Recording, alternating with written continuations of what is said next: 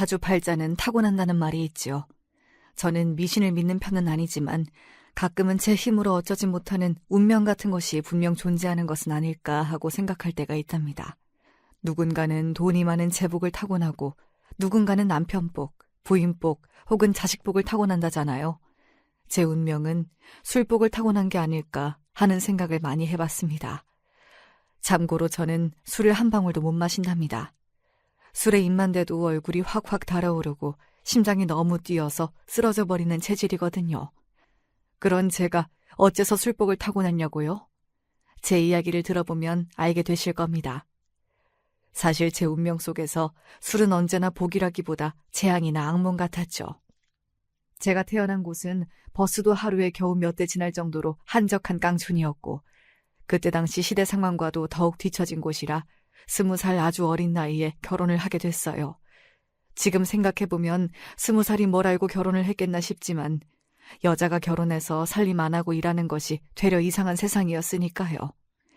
당시 동네 아이들은 중학교까지 나와서 집안 농사일을 돕다 시집이나 가는 것이 일반적이었고 그나마 조금 사정이 나은 집 아이들은 저처럼 여자상업고등학교에 다녔어요.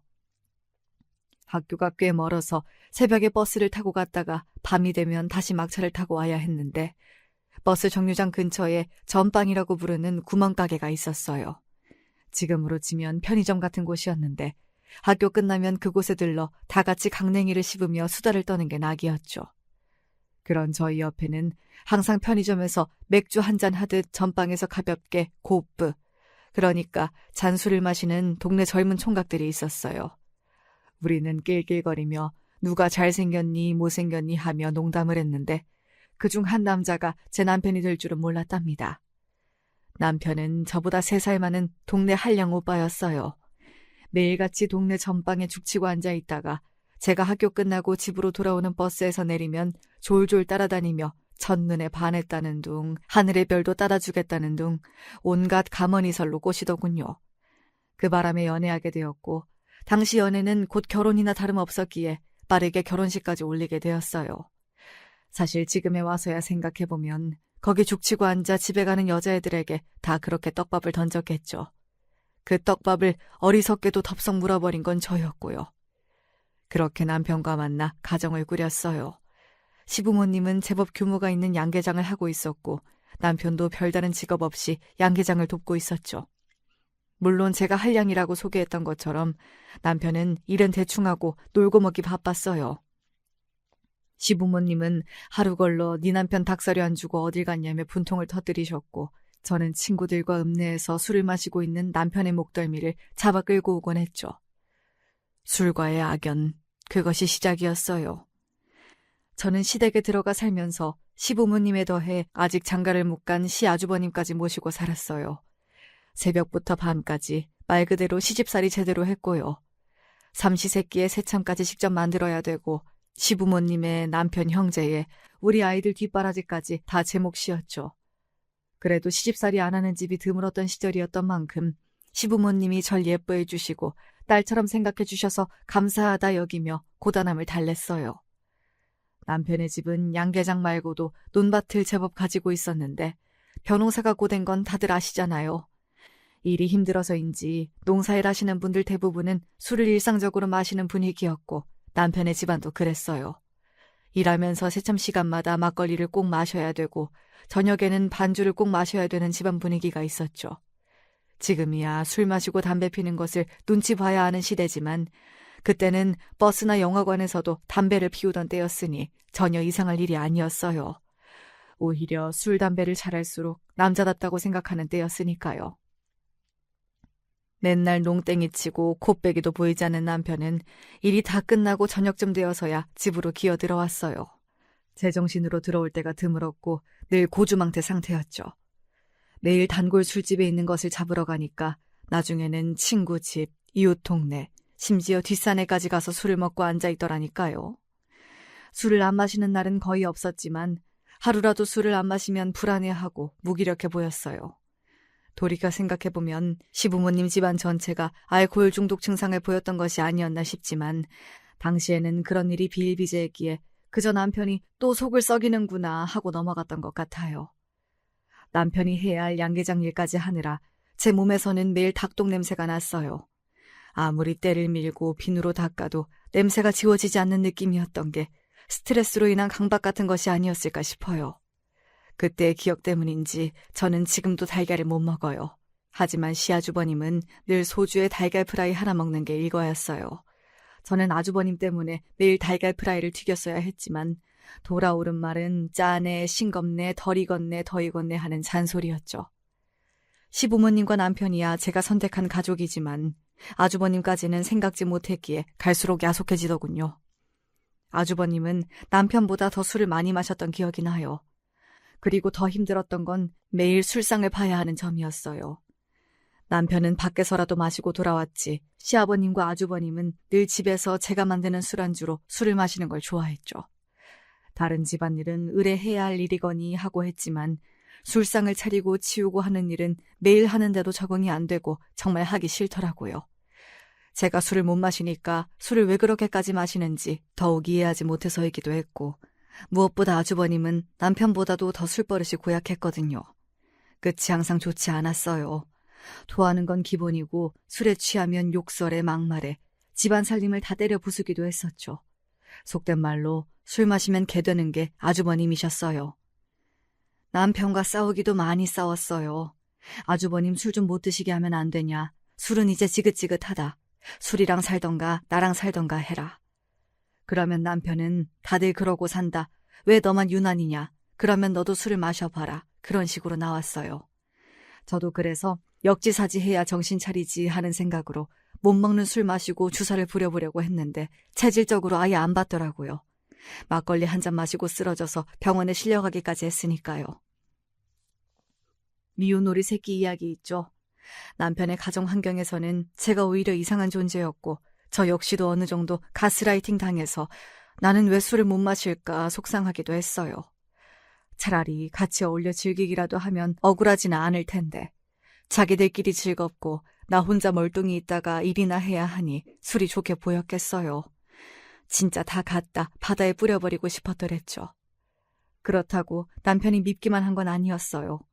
술에 적당히 취한 날엔 길가의 들꽃을 한아름 꺾어다 주기도 하고 시부모님이나 아주버님이 저에게 뭐라고 하면 예쁜 내 마누라한테 왜 그러느냐며 제 편을 들어주기도 했거든요. 다정한 배짱이라고나 할까요. 아주버님만큼 주사가 심하진 않아서 흥이 오르면 노래나 하는 정도였죠. 심수봉 노래를 어찌나 구슬프게 잘 부르던지 밉다가도 예쁘고 못 살겠다가도 그래도 남편밖에 없네 하고 마음을 돌렸답니다. 남편에게 물어본 적도 있어요. 왜 그렇게까지 술을 마시고 집에 안 들어오는 거냐고. 남편은 어릴 때부터 해왔던 양계장 일이 너무 싫었대요. 자기는 꿈도 많고 포부도 컸는데 찬란해야 할 자신의 청춘이 이렇게 닭똥 냄새나 맡으며 살기에는 아깝다고 생각했다 하더군요. 아주버님도 비슷한 생각이었고요. 그럼 내 인생은, 내 청춘은 20살에 시집와서 시댁 사람들 뒷바라지나 하고 밖에서는 양계장과 논밭에서 집에서는 부엌에서 하루를 보내는 내 젊은 시절은 누가 보상해 주나요? 누군가를 원망하진 않았지만 이렇게 되어버린 제 운명이 야속하긴 했었죠.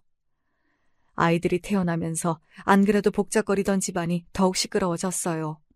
첫째는 아들, 둘째는 딸, 셋째는 아들. 이렇게 3남매를 낳았고 아이들은 무럭무럭 자라났어요. 아이들이 커가면서 저는 시댁에서 분가하기를 더욱 절실히 원하게 되었어요. 시골 깡촌이라 아이들 교육 여건도 좋지 않았고 아이들이 시대에서 뒤처진 시댁 어르신들 분위기 속에서 자라기를 원치 않았어요. 학교는 국민학교만 나와도 된다. 얼른 농사일이나 배워라 하는 옛날 어르신들 생각들. 그리고 매일 술 마시는 분위기까지 아이들이 닮지 않기를 바랐죠. 불행히도 아주버님이 이른 나이에 운명을 달리하시게 되었어요. 원인은 역시 그놈의 술이었죠.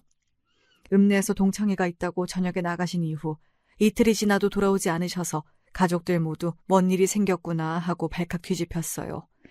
사방으로 찾아도 보이지 않았고 수소문 끝에 마지막 동선을 파악하게 되었죠. 초반에 말씀드렸죠. 버스가 잘 다니지 않는 깡촌이라고. 아주버님은 동창들과 늦게까지 술을 마시다 버스가 끊겨버려서 집까지 걸어가겠다고 하셨대요. 읍내에서 집으로 가는 길에 저수지가 하나 있는데 술에 많이 취해서 저수지 쪽으로 간 게 마지막 모습이라는 것을 알아냈죠. 경찰들의 수색 끝에 저수지 바닥에서 아주버님의 시신을 발견하게 되었어요.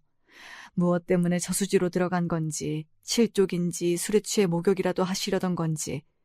당시에는 지금처럼 CCTV 같은 것도 없었기 때문에 아직까지도 직접적인 원인은 알 수 없지만 가족들과 동네 사람들 모두 입을 모아 얘기했죠.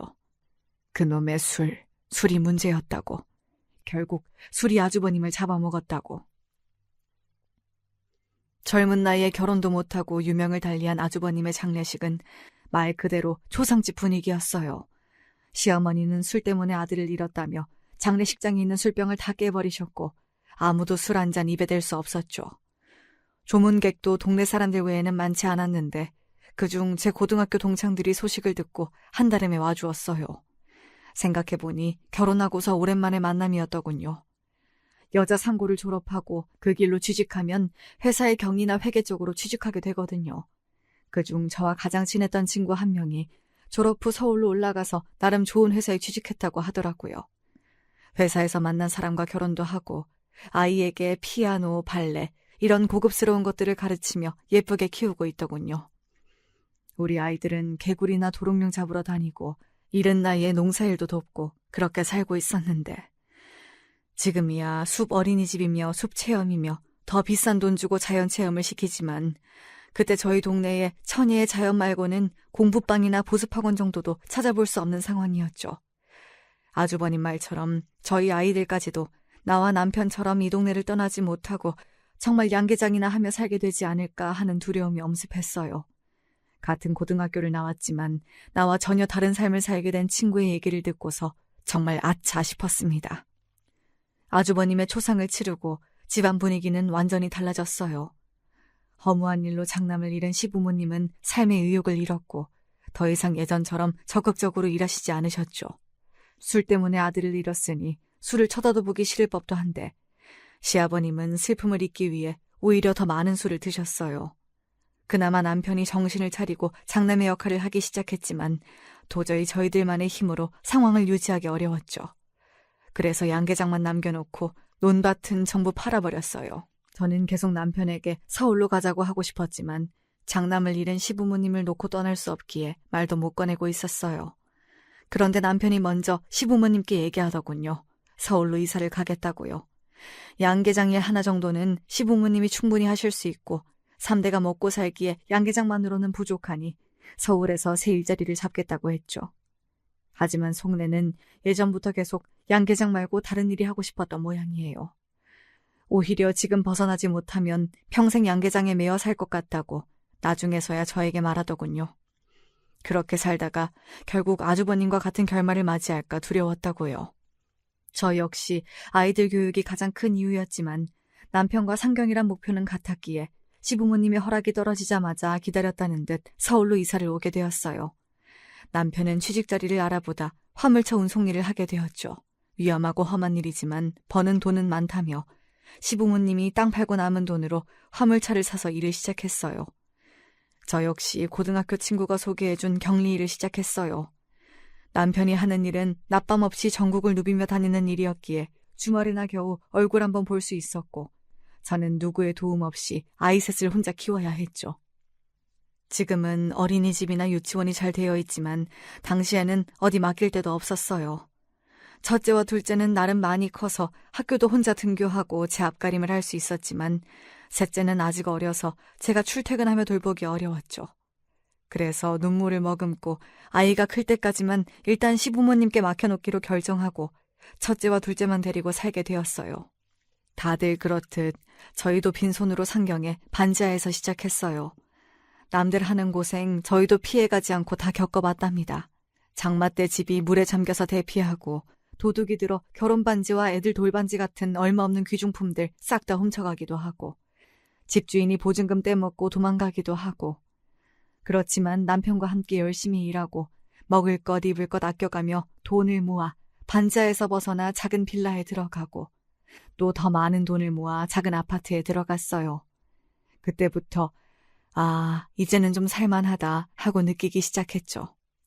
살만해지면서 저는 가장 먼저 늘 눈에 밟혔던 막내부터 데리고 왔어요. 막내는 3살 때부터 학교 들어가기 전인 7살 때까지 시부모님 손에 컸죠. 명절에 내려갈 때나 볼 수 있었던 막내는 시골에서 산으로 들로 뛰어다니며 흙 퍼먹고 커서 시골 똥강아지 같았어요. 사실 시부모님을 부모처럼 여기고 자랐기에 처음에는 저나 남편도 어색해했고 첫째와 둘째와는 서로 어색해했죠. 저는 돈이 없어도 아이들 교육에 필요한 돈은 아끼지 않았어요. 그러려고 서울까지 고생하며 올라온 거였으니까요. 그래서 첫째와 둘째는 공부도 많이 시키고 필요하면 과외까지 붙여줬어요. 첫째와 둘째는 잘 따라와 주어서 성적도 잘 나오고 모범생으로 자랐답니다. 반면 막내는 유년기를 자유롭게 보내서인지 공부에는 영 취미가 없었어요. 형과 누나가 억지로 공부를 시켜봐도 가만히 앉아있지를 못했고 사춘기 때에는 아예 집에도 안 들어오고 친구들이랑 여기저기 쏘다니더라고요.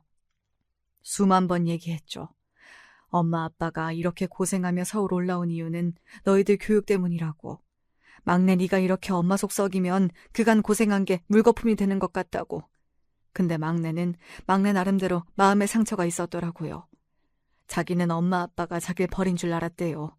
형과 누나는 데리고 살면서 자기만 왜 할머니 할아버지랑 있어야 되는지. 명절 때 와서도 데리고 갈 줄 알았는데 왜 나는 데리고 가지 않는지 이해할 수 없었대요. 그래놓고 갑자기 또 예고도 없이 서울로 데리고 와서 안 그래도 자기만 물과 기름처럼 섞이지 못하고 겉도는 것 같았는데 자꾸 공부 못한다고 뭐라 하니 이 집에 있으면 안 되는 거 아닌가 하고 불안하고 슬펐다고 하네요. 저는 막내가 공부만 안 할 뿐이지 늘 밝고 친구들과도 잘 지내고 해서 그렇게 마음의 상처가 클 줄 몰랐기에 너무 미안해서 막내를 안고 펑펑 울었어요. 아이들 핑계를 대며 서울에 왔지만 사실 저와 남편의 욕심이기도 했고 그 욕심에 막내가 어느 정도 희생된 부분도 있었죠. 그래서 진심을 다해 이야기해 주었어요. 항상 시골에 두고 온 네 생각을 안 한 적이 없다고. 하루라도 빨리 너를 데리고 와 같이 살겠다는 일념으로 더 열심히 일했고 그러다 보니 시간이 생각보다 많이 흘렀을 뿐이었다고. 막내는 이해하고 알겠다곤 했지만 마음이 치유되기에는 서로 많은 노력이 필요해 보였어요. 저는 그래서 첫째와 둘째보다 막내에게 더 많이 신경 쓰고 살았어요. 막내에게 죄를 지은 마음으로 막내가 뭘 하든 아끼지 않고 응원해 주었고요. 첫째, 둘째와 다르게 공부 말고 네가 하고 싶은 것들 마음껏 해보라고 했어요. 기타를 치겠다고 하면 기타를 사줬고 운동을 하겠다고 하면 운동학원을 끊어줬죠. 가끔 저에게 대들어도 첫째와 둘째에게처럼 엄격하게 하진 않았어요. 들판을 뛰어노는 개구리를 억지로 잡아온 것처럼 잡으려면 절대 잡히지 않는 아이였기에 스스로 깨닫고 돌아오길 바라며 폭풍 같은 사춘기를 보냈죠. 첫째와 둘째는 또 나름 막내를 편애하는 저에게 불만이 있었던 모양이지만 그래도 사정을 알았기에 이해해 주었어요. 첫째와 둘째도 어릴 때 막내는 왜 따로 사냐고 물어봤을 정도로 막내가 떨어져 살았던 때를 기억하더라고요. 그래서 가능한 막내를 도와주기 위해 노력했죠. 둘 다 먼저 취직해서 막내에게 용돈도 주고 그랬으니까요. 모든 식구들이 마음을 모아 그렇게 노력했지만 막내는 좀처럼 다친 마음을 열지 않았어요. 남편은 화물차 일을 시작한 이후 집에 잘 들어오지 않았지만 한 달에 한두 번씩 집에 들어오면 꼭 자식들과 술을 한 잔씩 했어요. 남편도 아주버님 일이 있어서 그때 이후 과음을 하진 않았어도 그 재미까지는 못 잊었던 모양이에요. 저도 아주버님처럼 많이 마시지만 않으면 자식들과의 간단한 술상 정도는 서로 속 얘기도 할 수 있고 좋다고 생각했죠. 막내가 처음으로 성인이 된 날, 남편은 술은 무조건 아버지가 가르쳐야 된다는 생각을 가지고 있었기에 막내에게 처음으로 주도를 가르쳐주며 같이 술을 마셨어요. 그런데 막내가 제법 술을 잘 받아 먹더라고요. 저를 닮아 술을 잘 마시지 못하는 첫째와 둘째와는 다르게 막내는 넙죽넙죽 마시더니 갑자기 확 취해버렸지 뭐예요. 그리고는 완전히 취해서 남편에게 쌍욕을 막 하는데 그 모습은 정말 영락없는 돌아가신 아주버님이었어요. 욕하고 행패 부리고 말리는 형을 주먹으로 때리고 술상 뒤엎고 세상에 머리가 지끈거리더군요. 다음날 막내는 숙취로 괴로워하며 일어났어요. 지난밤의 일을 기억하지 못하더라고요. 그래서 저는 이제와 다르게 엄하게 말했어요. 너는 절대 술을 마시지 말아라. 술은 입에도 대면 안 된다. 술 취해서 저수지에 빠져 죽은 너희 큰아버지 꼴난다. 막내는 그때 당시엔 알았다고 했지만 대학 생활을 시작하면서 술자리가 잦아졌고 고주망태가 되어 집에 들어오는 날이 늘어나기 시작했어요. 남의 등에 엎혀오기 일쑤요. 아무데나 토하는 건 일상에 집 앞에서 괴성을 질러대서 끌고 들어오기도 했고 지나가던 사람과 시비가 붙어서 경찰서에서 전화가 오질 않나 막내는 아주버님 이상으로 더한 문제를 일으켰어요. 남편과 첫째가 막내를 크게 혼내보기도 하고 저와 둘째가 타일러 보기도 했지만 막내는 누구의 말도 듣지 않았어요. 저는 그러다 막내도 아주버님처럼 사고라도 날까봐 매일 마음을 졸여야 했죠. 새벽 늦게까지 막내를 기다리며 집에 들어올 때까지 잠을 설치는 날이 부지기수였고 안 들어오기라도 하는 날엔 불안함에 아무것도 손에 잡히지 않았어요. 옛날에는 몰라서 시아버지와 아주버님이 그 지경이 될 때까지 놔두고 있었지만 이제는 시대가 발전했잖아요. 제가 어르고 타일러 막내를 알코올 중독 상담센터에 데리고 갔더니 알코올 중독 중기 증상에 가깝다는 판정을 받았어요. 치료도 몇 번 받아보고 극복해보기 위해 안 써본 방법이 없었지만 막내의 알코올 의존도는 마치 시댁이 그랬던 것처럼 쉽게 극복되지 못했어요. 내가 왜 막내를 시댁에 맡기고 왔을까? 다 힘들어도 막내까지 책임졌어야 했는데 기억 못할 거라 생각해서 두고 온 거긴 했지만 왜 시아버지 밑에서 유년기를 보내게 했을까? 막내는 그렇게 늘 저의 아픈 손가락이었답니다. 옹알이하며 기어다니던 게 엊그제 같은데 아이들이 장성해서 이제 시집장가 갈 때가 되었어요. 첫째는 자기와 비슷한 참한 아가씨를 데리고 와서 별탈 없이 결혼식을 올렸어요. 저는 제가 시집살이를 힘들게 했던 경험이 있어서 절대 며느리들에게 시집이 부담되지 않도록 하자고 다짐했기 때문에 첫째가 결혼한 이후 내 아들이 아니라 다 키운 남이다 생각하고 거의 연락도 하지 않고 지냈죠. 며느리는 그래도 요즘 아이답지 않게 종종 연락도 하고 찾아오기도 했지만 제 쪽에서 오히려 늘 오지 말라고 편하게 집에서 쉬라고 거부했어요. 오죽하면 며느리가 자기 안 보고 싶으시냐고 섭섭하다고 할 정도였죠. 둘째도 시집 안 가겠다고 귀여운 소리를 해대더니 어느 날 아주 건장한 곰돌이 같은 남자를 데리고 와서 결혼하겠다고 하더라고요. 반짝이는 드레스를 입고 신부 입장하는데 내 딸이지만 어찌나 예쁘던지. 결혼하고서 남편과 캠핑도 자주 다니고 알콩달콩 잘 살아서 제가 부러울 정도였어요. 종종 찾아와서 남편이 뭘 서운하게 했다는 둥 투정을 부리다가 반찬들을 가져가고 그런 소소한 시간들이 참 소중한 나날들이었죠. 첫째와 둘째는 각자 잘 살고 있었지만 저의 가장 큰 걱정거리는 아이들에게 자식이 없다는 것이었어요. 딱히 대를 이어야 한다는 것은 아니었지만 첫째의 경우 아이를 원하는데도 생기지 않았거든요. 몇 번 유산하고 시험관 시술도 받았는데 며느리도 너무 힘들어하고 보는 저도 안타깝더라고요. 그러니 억지로 아이를 가지라고도 못했죠. 그저 아이를 가지고 싶어하는 며느리를 위로해 줄 수밖에요. 둘째의 경우는 아직 신혼을 더 즐기고 싶다고 해서 안 가진다고 했는데 짐작하기로는 둘째네 사업이 아직 안정되지가 않아서 금전적인 이유로 임신을 미루는 중인 것 같았어요. 물어보면 말론 아니라고 하지만요. 그래서 제가 도와줄 수 있으니 만약 아이를 가지는 걸 미루는 이유가 돈 때문이라면 말하라고 했지만 알아서 하겠다라고만 하더라고요. 각자의 사정이 있어 어쩔 수 없었지만 저도 옛날 사람인 건지 주변 친구들이 하도 자랑을 해대서 그런 건지 손주 한번 품에 안아보고 싶은 마음이 들더군요. 티를 내진 않았어도 유전자를 이어야 하는 인간의 본능인 건지 나이가 들어서 예뻤던 자식들 어린 시절이 그리운 건지 할머니 손잡고 걸어가는 아가를 보면 왜 그렇게나 이쁜지 모르겠더라고요. 내 인생에 손주복은 없구나 하고 살았죠.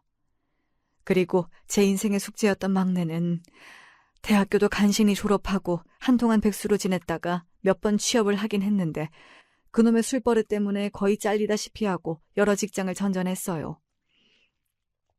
신입사원 소개하는 자리에서 상사 멱살을 잡고 상을 뒤엎는데 누가 회사에 데리고 있고 싶어 하겠어요. 막내도 계속되는 사건 사고에 마음을 조금 고쳐먹었는지 아니면 나이가 들면서 자연스럽게 철이 조금 든 건지 술을 줄이려고 노력하긴 하더라고요. 저렇게 문제가 있었던 아이도 철이 드는구나 하고 조금 안심을 했죠. 취직하고 출퇴근이 힘들다며 자취방을 얻어달라기에 사람답게 산다면 그 정도는 얼마든지 해주겠다 하고 얼른 얻어줬어요. 뒤늦게 그게 실수였다는 걸 깨달았지만 말이죠. 어느 날 갑자기 막내가 저와 남편에게 저녁을 사겠다고 하더군요. 세상에 이런 날도 오는구나 하고 저와 남편은 잘 차려입고 막내가 예약해둔 식당에 갔어요. 어느 고급스러운 식당에는 막내뿐 아니라 웬 여자가 앉아있더군요. 누구냐고 물어보나마나 막내가 결혼하고 싶은 여자라고 소개했어요. 회사에서 사내 커플로 만났는데 제가 얻어준 방에서 동거한 지 꽤 되었다고요. 저는 만약 결혼 생각이 있는 여자를 소개하는 자리라면 미리 귀띔하고 언지를 줬어야 했던 거다 하고 아직 철없어 보이는 두 남녀를 꾸짖었어요. 여자아이는 어머님, 제가 상식이 없어서 잘 몰랐어요. 근데 미리 말하면 저 따로 부르실까봐 그랬어요 하고 생글생글 웃으며 대꾸하더군요. 그 말인즉슨 따로 부르지 마라 하는 경고 아니겠어요. 이 아이 보통이 아니구나 했어요. 남편은 눈치 없이 또 술을 시키지 뭐해요. 이런 날에는 술을 마셔야 된다면서요. 저는 남편도 그렇고 막내도 그렇고 술 마시면 또 중요한 자리에서 주사를 부릴까봐 시키지 말라고 했는데 여자애가 뭘 아는지 모르는지 냉큼 손을 번쩍 들며 술을 시키더군요. 그래서 딱 한 병만 반주로 시키라고 했죠. 셋이 술을 따르고 잔을 부딪히더니 순식간에 병이 비워졌어요. 남편과 막내야 익히 알고 있었지만 여자아이도 술을 정말 잘 마시더라고요. 넷이 있는데 셋이 술로 콩짝이 잘 맞으니 술이 너무 빨리 없어지더군요. 3병, 4병. 너무 과하다 싶어서 이제 그만 시키라고 하자 갑자기 여자아이가 소리를 꽥 지르지 뭐해요. 아줌마가 뭔데 왜 술을 마셔라 말아야! 신나서 술을 마시던 남편과 막내도 여자아이의 추태에 놀라 정지하더군요. 남편은 도끼 눈을 뜨며 어디서 지금 아줌마야! 하고 화를 냈고 막내도 이건 아니다 싶었는지 여자아이 입을 막으며 끌고 나갔어요. 저는 기가 막혀서 자리를 박차고 나갔고 며칠 동안 화가 가라앉지를 않았어요. 그렇게 일방적이고 갑작스럽게 자리를 만든 것도 경우가 아니라고 생각했는데 첫 만남에서 말본세며 술버릇하며 너무 예의가 없었어요. 막내는 하필 골라도 왜 그런 애를 골랐는지 도대체가 속을 안 썩일 데가 없는 게 너무나 화가 나더라고요. 며칠 후 막내와 그 여자아이가 집까지 찾아왔어요. 물론 이번에도 언질은 없었지만 집 앞에서 문전박대할 수도 없었기에 일단 드렸죠. 두 아이는 무릎까지 꿇고 죄송하다고 사죄하더군요. 특히 여자아이가 닭똥 같은 눈물까지 흘리면서 자기가 사실 술을 잘 못하는데 긴장해서 술을 마셨고 그래서 금방 취하는 바람에 큰 실수를 저질렀다는 얘기를 구구절절 하더라고요. 그렇게까지 하는데 계속 화를 내고 앉아있을 순 없잖아요. 그리고 술을 잘 못한다는 얘기가 그나마 조금은 마음에 들었고요. 막내가 술로 인한 문제가 많으니 저처럼 술을 못하면 막내를 좀 잡아줄 수 있지 않을까 싶었죠. 그렇게 철딱선이 없어 보이는 두 사람의 결혼식이 진행되었어요. 기쁨보다는 불안이 앞섰지만 그래도 자기들 가정이라도 꾸리면 책임감이라도 좀 더 키워지지 않을까 싶기도 했죠. 막내까지 보내고 나니 정말 내가 할 일은 다 한 것 같고 내 품에서 아이들이 다 떠난 것 같고 하는 횡한 마음에 첫째, 둘째 결혼식 때와 달리 눈물이 주룩주룩 쏟아지는 거예요. 특히 키우면서 많이 미안했고 또 마음고생했던 막내였기에 혼주 화장도 다 지워질 정도로 울어버렸어요. 막내는 제가 해줬던 원룸에서 신혼살림을 차리겠다고 했어요. 저는 조금 더 돈을 보태줄 테니 좀 더 넓은 평수에서 살라고 했지만 이사도 귀찮고 괜찮다고 하더군요. 그래서 그러라고 하고 넘어갔는데 결혼식 이후 신혼여행을 다녀와서 두 사람 다 정말 전화 한 통 없는 거예요. 뭔 일이라도 났나 싶어 마음 졸이다가 막내에게 전화를 걸었어요. 막내는 전화도 받지 않더군요. 아무리 해도 연락이 안 되니 망설이다가 며느리에게 전화했더니 역시나 감감무소식이었죠. 그러면 안 되는 걸 알지만 저는 혹시나 막내가 아주버님처럼 술 먹다 사고가 나서 연락이 안 되는 그런 비극적인 상상을 하며 급히 막내의 집으로 달려갔어요. 벨소리를 누르니 한참 후에야 막내가 역시나 고주망태가 되어 나오더라고요. 기가 막혀서 또 술 마셨니? 하고 물었더니 저 안쪽에서 내가 술을 마시던 말던 무슨 상관이야 하는 새된 목소리가 새어나왔어요. 며느리 목소리였죠. 저는 화가 나서 막내를 밀치고 집 안으로 들어갔어요. 집은 개판이 따로 없더군요. 언제 청소했는지 모를 먼지 가득한 바닥과 언제 설거지했는지 모를 곰팡이 쓴 싱크대, 쓰레기장을 방불케 하는 거실에 가장 화가 나는 부분은 수많은 빈 술병들이었어요. 언제부터 마셨기에 저렇게까지 쌓여있는 건지 뒷골이 뻐근하게 땡기더라고요. 이래서 이사하기 귀찮다는 얘기가 나온 거구나 깨달았죠. 저는 일단 팔을 걷어붙이고 집을 싹 청소하기 시작했어요. 두 사람은 술에 취해서 제가 청소를 해도 잠자기 바빴고 한 3시간 정도 청소를 하자 그나마 집이 사람 사는 꼴로 보일 정도는 되었어요. 청소가 끝나고 저는 막내와 며느리를 깨웠어요. 술이 조금 깼는지 절 보고 화들짝 놀라더군요. 도대체 이게 사람 사는 꼴이냐? 어떻게 이 지경이 되도록 술을 마시고 살아? 오늘부로 술을 못 끊으면 너희들과 내 연을 끊을 것이다. 저는 일가라고서 자리에서 일어났어요. 근데 그런 채 뒤통수에 대고 며느리가 대꾸를 했죠. 어머니, 아무리 시자라지만 이렇게 불쑥 남의 신혼집에 들어오시는 건 어머님이 말씀하신 예의가 아니지 않나요? 신혼 초부터 이러시면 곤란해요. 저는 너무 큰 충격을 받아서 우두커니 서서는 두 아이를 바라만 봤어요. 막내가 눈치를 보다가 저를 끌고 집 밖으로 나갔죠. 엄마, 아무리 그래도 이렇게 불쑥 찾아오는 건 아닌 것 같아요. 제가 나중에 연락드릴 테니까 당분간 연락하지 마세요.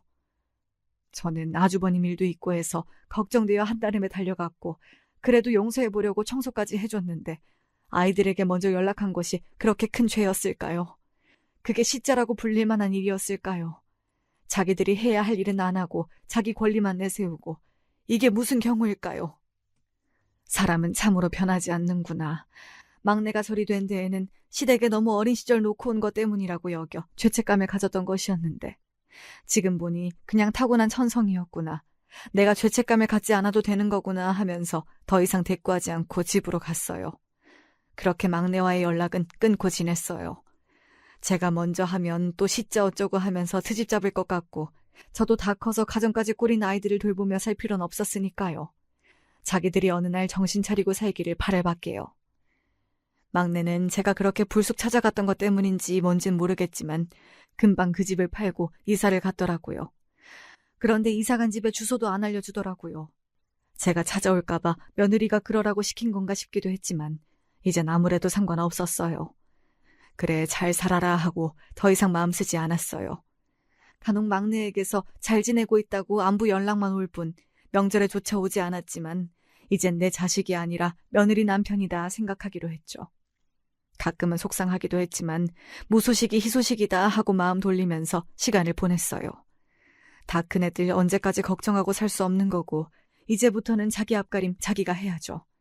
가족이라도 다 마음 맞는 것도 아니고 다 예쁠 수 없잖아요. 막내의 경우처럼 어쩌면 남보다 더 많은 상처를 줄 수 있는 게 가족이더라고요. 그렇게 세월이 흘러갔어요. 첫째와 둘째는 평범하게 잘 살았고 막내는 여전히 연락이 거의 없었지만 그래도 지들 나름 잘 살고 있는 모양이었죠. 손주가 없어서 조금 걱정했던 때도 있었지만 노력해도 되지 않는 일들은 세상에 많으니 이 또한 운명이다 하며 받아들였어요. 자신들이 더 힘들 텐데 저까지 스트레스 받게 하면 안 되잖아요. 첫째와 둘째의 경우를 봐서도 그렇고 확실히 임신이 잘 안 되는 세대인 것 같기도 하더라고요. 남편은 저와 같이 늙어갔어요. 화물차 일은 잘 되는 편이었지만 나이가 들어 그만뒀고 저와 남편이 그동안 모은 돈으로 서울 쪽에 작은 건물 몇 개를 사뒀어요. 나이 들어서 할 게 없어지면 세나 받으면서 살려고 했던 거였는데 그 건물들 가격이 다 천정부지로 뛰어서 저희는 뜻밖의 노년을 걱정하지 않아도 될 정도의 부자가 되었어요. 그걸로 첫째, 둘째 결혼도 시킨 거였죠.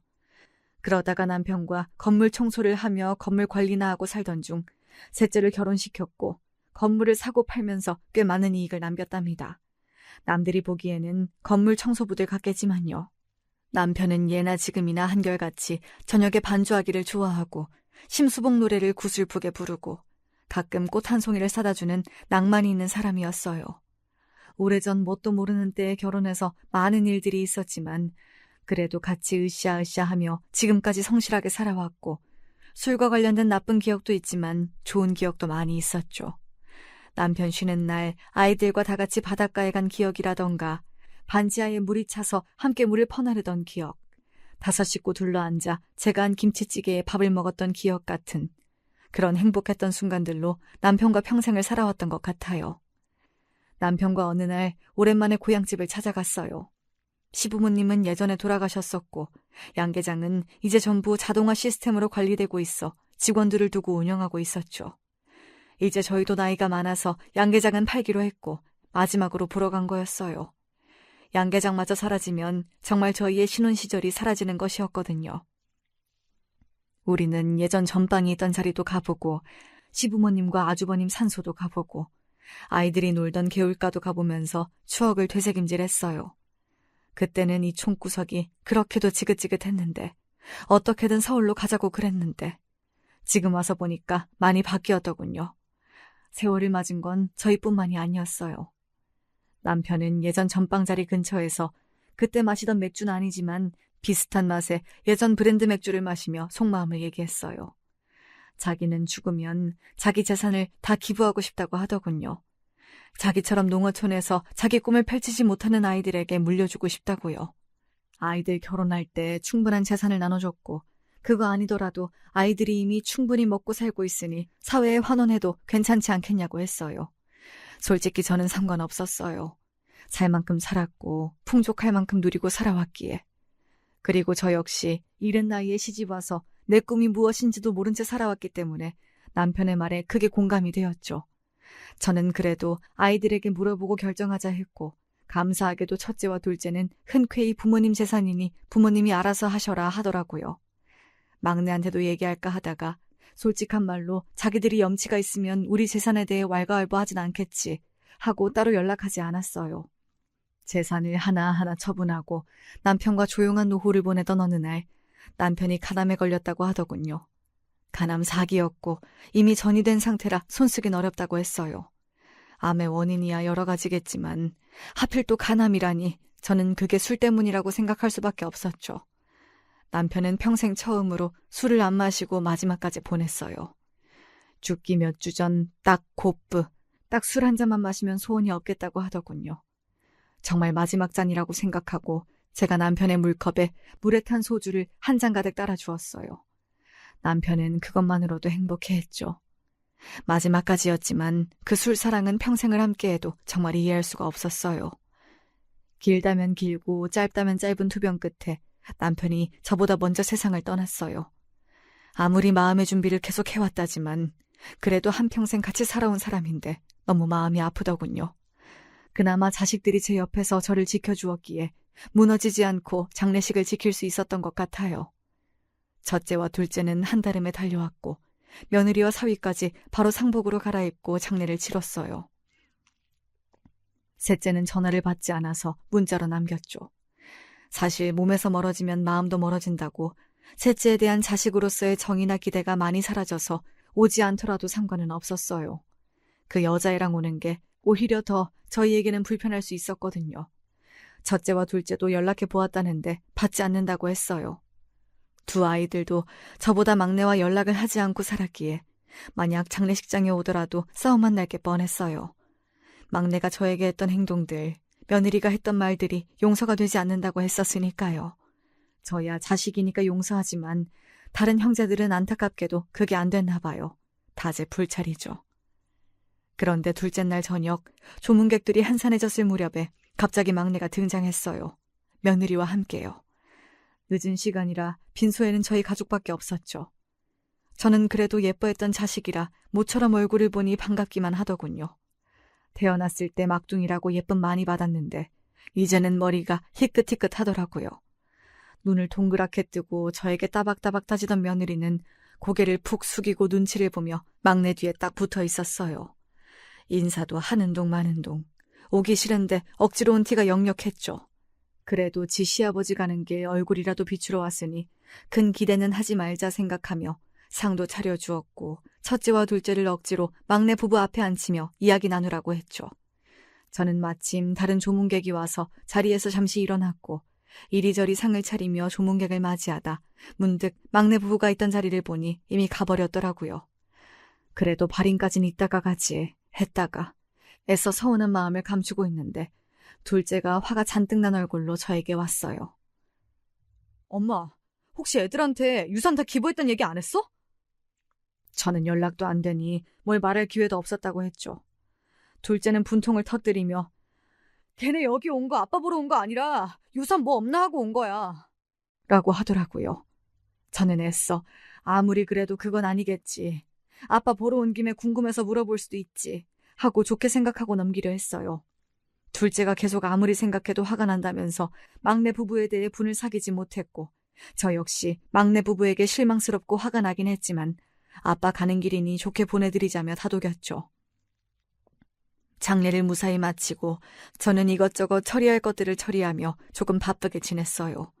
첫째와 둘째 부부는 고맙게도 제가 혹시나 적적해할까봐 종종 저희 집에 와서 함께 저녁도 먹고 산책도 다니고 해주었죠.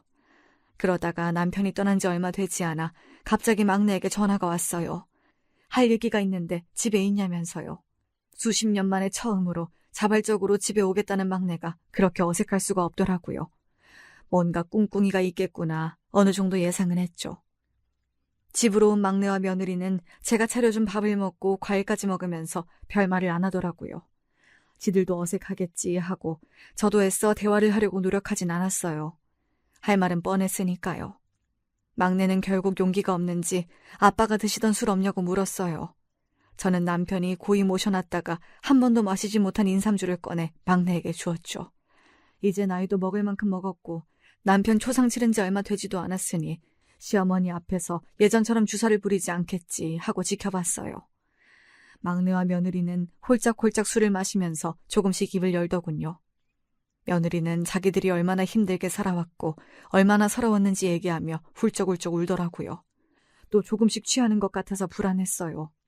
그러다가 인삼주가 반 병 정도 비워졌을 때 드디어 본론을 말하더군요. 어머니, 그래서 진짜 아버님 가지셨던 재산을 전부 기부하셨다고요? 하나도 남김없이? 아주버님이랑 신우는 결혼할 때 집도 해주셨다면서요. 저희는 안 해주셨잖아요. 난 분명 해주겠다고 했는데 니네가 그 집에서 계속 살겠다고 했고 연락을 끊은 것도 너희였지 않니? 그때 못 받은 거 그럼 지금이라도 주세요. 무슨 떼인 돈 받으러 온 사람도 아니고 갑자기 찾아와서 돈을 달라니 기가 막힌 상황에 손이 벌벌 떨리더라고요. 그래도 정신을 차리자 생각하고 단호하게 말했어요. 말했듯이 이건 남편의 유언이다. 우린 이제 남은 재산 다 사회에 기부하고 가진 건 없다. 그러므로 너희에게 줄 것도 없다. 막내는 한숨을 푹푹 쉬며 연거푸 술잔을 들이켰고 며느리는 딱 봐도 속이 부글부글 끓는 얼굴로 계속 술을 마시더니 저를 살벌하게 노려보더라고요. 아씨, 짜증나. 너 지금 뭐라고 했니? 짜증난다고요. 저는 애써 화를 가라앉히며 며느리를 노려보았어요. 뭐가 그렇게 짜증이 나는데? 이래서 노인들은 빨리빨리 죽어야 한다니까? 사회에서 일을 할 수도 없고 나라에서 나오는 세금만 축 내고 그나마 재산이라도 모아놔서 자식들한테 물려주던가. 근데 지금 그것도 없다는 거죠? 그쵸? 어머니도 짐이니까 그냥 빨리 죽어버려요.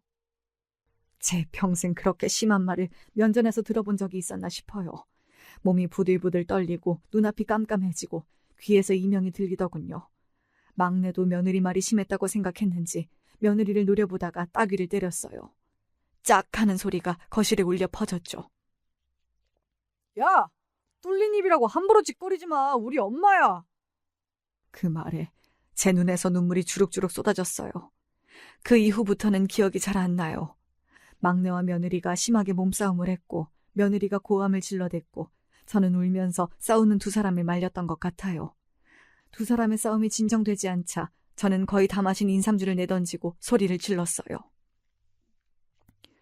유산이 그리 갖고 싶냐?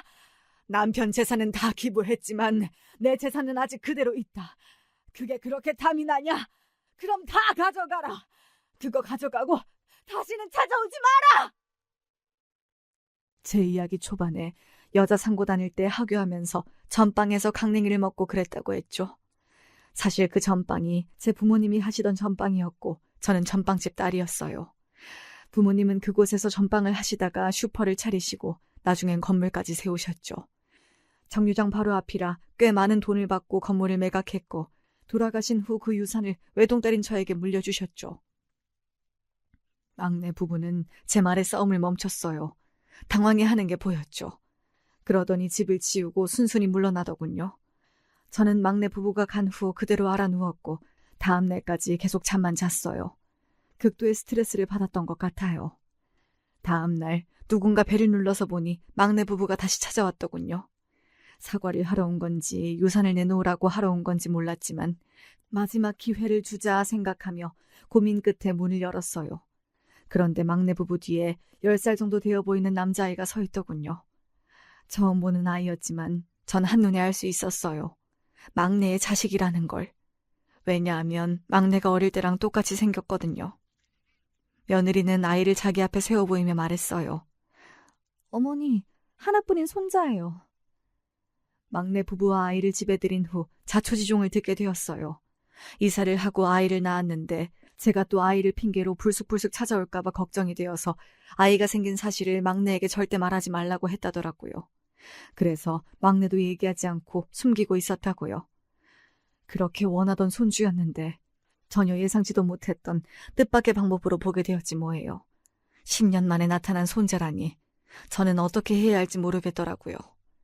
며느리는 10년 만에 아이를 데리고 온 목적을 드러냈어요. 어머니, 저희 정말 힘들게 살았어요. 아버님 유산이 하나뿐인 손자에게 갔어야 했을 텐데 그건 이미 물 건너갔으니까 어머니 유산이라도 하나뿐인 손자에게 준다고 법적으로 해주셨으면 해요.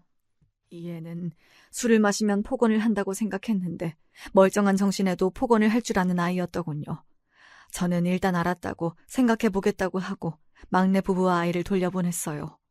그 이후 한참을 생각하고 또 생각했죠. 어떻게 해야 할지를요. 생각이 정리된 이후 저는 막내 부부와 첫째, 둘째 부부들까지도 모두 불러 모았어요. 첫째와 둘째는 막내에게 아이가 있었다는 사실을 알고 저처럼 충격을 받았죠. 저는 아이들 앞에서 공증받은 서류들을 모두 펼쳐보았어요. 아버지 재산은 사회에 다 환원했지만 내 재산은 아직 남아있다. 이제 나도 살 날이 얼마 남지 않았으니 나도 슬슬 재산들을 어떻게 할지 고민하다 이제 정리해보려고 한다. 내 재산의 4분의 1은 첫째에게, 4분의 1은 둘째에게, 나머지 4분의 1은 막내에게 공평하게 배분하려고 한다. 막내 며느리가 제 눈치를 보며 조심스럽게 물어보았어요. 그럼 나머지 4분의 1은요? 나머지 4분의 1은 손자에게 줄 것이다. 막내 며느리의 표정이 순간 밝아지더군요. 단 조건이 있다. 막내와 막내 며느리가 반신불수가 되거나 세상을 떴을 경우, 더 이상 돌봐줄 친인척이 없을 경우에만 이 재산을 쓸 수 있고 그 외에 손자의 부모는 절대 손자의 재산에 손을 댈 수 없다. 또한 손자는 손자의 부모가 만약 술로 인한 문제를 일으키거나 부모로서의 역할을 다하지 못할 경우 유산을 주지 않고 사회에 모두 환원한다. 모두 이것은 내가 죽을 때까지 변하지 않는 유언이다. 막내 며느리의 그 표정, 억울함과 분노로 일그러진 그 얼굴이 저는 그렇게 통쾌할 수 없더군요. 아직 애뜬 얼굴의 손자는 무슨 일인지 알지도 못하는 표정이었어요. 막내 며느리는 불안을 숨기지 못하고 계속 궁시렁거렸지만 첫째와 둘째가 싸늘하게 노려보는 분위기 속에서 별말 안 하고 돌아갔어요. 저는 손자를 자주 보고 싶었지만 며느리가 있는 한은 그럴 수 없을 걸 알았죠. 다만 제 유산을 걸고 한 저의 협박 아닌 협박이 먹히기를 바랄 밖에 없었어요. 제발 부모로서 아이만은 바르게 키우기를 바랄 뿐이었습니다. 몇 년 후 예상하셨겠지만 막내는 며느리와 이혼하고 저희 집으로 들어왔어요. 막내 며느리는 술로 인해 사건 사고를 일으킨 전적이 많아서 양육권도 막내가 가져올 수 있었죠. 의외로 막내는 자기 와이프가 술로 인해 매번 사고를 치는 모습을 보고 거울 치료받듯 술을 끊게 되었다더군요. 제가 술복이 타고났다는 것은 이런 이유였어요. 물론 술이 제 평생을 괴롭힌 것은 맞지만 술로 인해 남편을 만나게 되었고 술 때문에 막내도 결국 정신을 차리고 제 품으로 들어오게 되었으니까요. 그것도 하나뿐인 손자를 데리고 말이죠. 무엇이든 나쁘게 생각하면 한도 끝도 없이 나쁘지만 좋게 생각하는 게 이 나이에는 좋겠더라고요.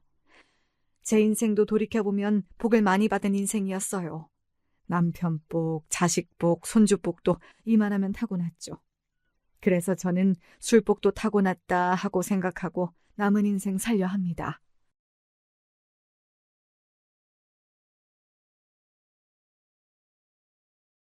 제가 6살 때의 이야기로 사연에 빠지다에 보내는 제 사연을 시작해 보렵니다.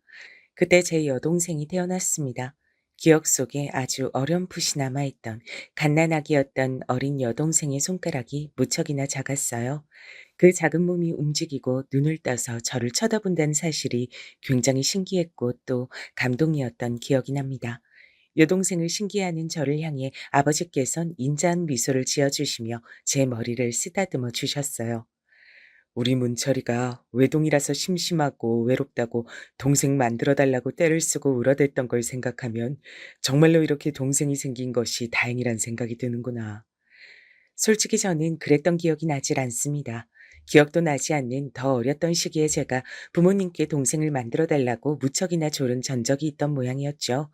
한 동네에서 올려놀았던 또래 친구들 중에서 외동은 없었기 때문에 아마 제가 동생을 가지고 싶어 했던 건 진짜 배기 마음이었을 겁니다. 사람 사는 냄새가 물씬 풍기는 동네였다고 전 그렇게 그곳을 평가합니다. 그 동네에서 가장 높은 지점에 오르면 저기 멀리 아파트가 보였어요. 아파트를 보면서 친구들과 이런저런 의견을 나누기도 했었죠. 그 어린 녀석들이 뭘 안다고 아파트에 대해 논했던 것인지 지금에 와선 의문입니다. 무슨 의견들을 내놨던 것인지까진 기억이 안 나는데 심각한 얼굴들을 하고서 매번 떠들었던 기억만은 확실하게 나네요. 그런 저희들을 동네 어른들께선 귀엽다는 듯 바라보셨어요. 하지만 동네 어른들께서 직접 아파트를 바라보실 적엔 대단히 복잡 미묘한 눈빛을 하고 계셨죠. 그 점을 두고 어느 날 동네 친구 한 명은 이렇게 말했습니다. 아무래도 어른들은 아파트를 싫어하는 것 같아. 저희들은 다 동의하면서 와하하 웃었지만 진실은 그게 아니었겠죠. 저를 포함한 모든 녀석들이 자라는 동안에 스스로 깨달았을 겁니다. 동네 어른들께선 아파트를 싫어하신 게 아니라 바라보기만 해도 여러 생각이 드셨던 것 뿐이라는 사실을요. 시야에서 아파트가 보였지만 그곳은 도달할 수 없는 영역이었습니다. 집집마다 대문을 쉬이 열어놓고 살았던 동네. 그 때문에 어느 집에 누가 사는지 다 알았습니다. 여동생은 사람의 품에서 떨어지기만 하면 미친 듯이 우는 아이였어요. 2살 배기 주제에 목청이 얼마나 좋았던지 한 번 시끄럽게 울기 시작하면 집에서 멀리 떨어진 곳에서도 다 들릴 정도였습니다. 그래서 저는 밖에서 놀던 와중에도 문희가 우나 보다 이렇게 알 수 있었고 친구들도 저를 향해 네 동생이 울고 있다고 말을 해댔습니다. 그런 날에 집으로 가보니 동네 아주머니들께서 무려 5분 정도나 모여 계셨는데 어머니를 향해서 이런저런 육아 방식을 알려주고 계셨어요. 문철이 낳고 키울 적엔 이렇게까지 시달려 본 적이 없었는데 아들보다 딸이 기세가 좋은가 봐요. 어머니께서 멋쩍은 미소를 지으며 그렇게 말씀하셨을 때 제가 마침 낡은 대문을 넘은 참이었습니다. 너무 낡아서 똑바로 닫히지도 않는 대문. 그것은 오랜 세월의 풍파를 맞아 그리 되었다고 보더라도 어린아이의 신발이 그것보다 더 낡아 보인다는 것은 희한한 일이었습니다. 저는 대문을 넘은 제 발을 물끄러미 내려다보았죠. 원래 무슨 색이었을지 도저히 분간이 되지 않았던 신발은 온통 회색 빛이었습니다. 먹색으로 보이기도 했습니다. 작년에 이사를 간 상현이 형이 신던 신발이라고 나한테 물려줬던 건데, 그때는 발에 커서 헐렁했던 기억이 나는데 지금은 딱 맞는구나. 그리고 무척이나 더러워졌어. 동네를 떠나간 상현이 형. 저보다 3살 위였던 것으로 기억을 하고 그 가족들은 묘하게 어깨에 힘을 주고 다녔던 것 같습니다. 동네 분들이 쑥덕거리기를 상현이네는 이곳을 자기네들이 살 곳이 아니라면서 잘난 척을 하는 것 같다고 하였었죠. 그러거나 말거나 저는 상현이 형이 저에게 비록 자기가 다 쓴 것이지만 낙서할 공간이 남은 공책을 주고 자기한텐 작아졌다 말하면서 모자나 신발 따위를 곧잘 주었기 때문에 그 형을 잘 따랐습니다. 야, 문철아. 난 다음 주면 드디어 이사 간다. 지겨운 이 거지 동네 떠나게 됐다고 우리 아버지가 얼마나 콧노래 부르시는지 모른다. 이사를 가? 어디로? 그러면 난 이제 형을 못 보는 거야? 형 없으면 내가 심심한데. 너는 여기서 네 친구들 많잖아, 임마. 꼭 너 같은 녀석들이 바글바글한데 심심하긴. 야, 문철아. 내가 가기 전에 연필 새 거 하나 선물로 주고 갈게. 통 크게 베풀고 떠난다. 그걸로 공부라도 열심히 해서 이 다음에 훌륭한 사람이라도 돼보든지. 당연히 불가능하겠지만 내 말은 신용이라도 해보란 거야. 공부를 열심히 하면 훌륭한 사람이 될 수 있는 거야? 형, 훌륭한 사람은 어떤 사람이야? 말 그대로 훌륭하단 거야. 대단하고 멋진 사람 말이야. 그런 게 뭐야? 밥을 많이 먹고 일을 많이 하는 사람? 공부를 열심히 하면 그렇게 될 수 있어? 아, 나는 도대체 네가 왜 이 동네에서 똑똑이 소리를 듣는지 모르겠다. 너 같은 애들은 여기에 똑같이 널렸고 특별하게 잘난 건 난데 말이야. 문철아, 내가 훌륭한 사람이 뭔지 정확하게 알려줄 테니까 잘 보고 잘 들어라. 너 저기 아파트 있는 거 알지? 맨날 봤지? 응, 저기 멀리 있는 아파트 구경하는 거 재밌어. 훌륭한 사람이란 저런 아파트 사는 걸 당연하게 생각하는 사람이야. 알아들었냐? 집에 가서 부모님한테 여쭤봐. 저는 그것을 부모님께 여쭤본다고 생각만 하고서 깜빡 잊었습니다. 상현이 형의 말 맞다나 제가 똑똑이가 아니었기 때문에 그랬나 봐요. 제가 그런 것을 잊고 사는 동안에 상현이 형에게서 물려받았던 신발은 낡아서 부스러져 가고 있었죠. 저의 집에 사는 수준을 그대로 대변하는 듯 했습니다. 문철이 왔네. 아이고, 근데 애가 신발이 저게 뭐야? 너덜너덜해서 저거 신고서 어디 뛰어다니기나 하겠어? 저를 발견하신 동네 아주머니 한 분이 그렇게 외치셨을 때 저는 황급히 시선을 올려 더 이상 신발을 바라보지 않았습니다. 그러나 어머니의 시선이 제 발치에 닿아 있었죠. 품속의 여동생을 토닥거리시던 손길이 잠시 멎었습니다. 당황하신 눈치였어요. 여동생을 낳으시느라 아기를 보시느라 제 신발이 그렇게 낡았다는 것을 그간 모르고 지내신 모양이었습니다. 저는 이 신발이 좋아요. 상현이 형이 예전에 저한테 신으라고 물려줬던 거라서요. 다른 신발도 있는데 일부러 이것만 신는 거예요. 예민한 아기를 보는 것에 서툴다고 동네 아주머니들께 지적을 받고 나신 직후에 어머니께서 저 때문에 또 한 번 민망함을 느끼실까봐 저는 마음에도 없는 소리를 줄줄 늘어놓느라 귀가 뜨거워졌습니다. 애절하고도 안쓰러운 눈빛을 어머니께서 저에게 보내셨고 동네 아주머니들께선 그간 잠시 잊고 살았던 집의 얘기를 꺼내기 시작하셨어요. 상현이네가 더럽게 거들먹거리면서 자기네는 인생 살다가 잘못 삐끗해서 이렇게 된 거고 원래 여기서 살아온 우리들하고는 근본이 다른 것처럼 그러더니만 결국엔 이 동네를 떠나긴 했네. 좋은 동네로 이사 가게 됐다면서 뭐 그랬던 것 같던데 사실 여부는 알 길이 없지만 잘난 체를 하고 다녔던 것이 아예 허수인 건 아니었던 모양이야. 그런데 사실 여기 문철이네야말로 상현이네보다 잘 살았던 거 아니야? 그런데 제가 의외의 이야기에 깜짝 놀랐습니다. 저희 집이 더 잘 살았다니 완전히 금시초문이었어요. 너무 놀란 표정이 된 저와 어색하게 웃는 어머니를 번갈아 쳐다보시던 동네 아주머니들께선 연신 어머나 세상에 라고 하시면서 호들갑을 떨기 시작하셨습니다. 그러시더니 오지랖을 피우시며 제가 몰랐던 얘기를 꺼내주시더군요. 문철이 너는 모르는 모양인데 너는 원래 여기서 안 태어났어. 네? 아닌데요? 저는 여기서 태어났는데? 그게 무슨 소리야. 여기 이 집은 원래가 80, 90 먹은 노인네 둘이서 살다가 한 분은 세상 뜨시고 다른 한 분은 멀리 땅끝마을인가 하는 곳에서 사는 자식이 와서 모시고 가는 바람에 비게 된 집이었어. 그러다가 갓난쟁이인 너를 데리고 네 아버지 어머니가 어느 날 호련히도 나타나서 이 집에 자리를 잡은 것이었지. 그때 온 동네 사람들이 신기해서 며칠을 구경을 오고 그랬어. 왜냐면 딱 봐도 기운이 달랐거든. 어쩐 일인지 모르겠으나 갑자기 신세 망쳐서 이 동네까지 기어들어온 게 분명했어. 그걸 다 똑같이 느꼈던 거야. 아이고, 이 사람아, 신세를 망쳤다고 표현을 하면 원래부터 여기 살아왔던 우리 뭐 팔자가 망한 신세란 거야? 동네 아주머니들끼리 옥신각신하기 시작했는데 저는 멍한 얼굴로 어머니만 쳐다보고 있었습니다. 저희 집에 대체 무슨 사정이 있었는가 궁금해졌어요.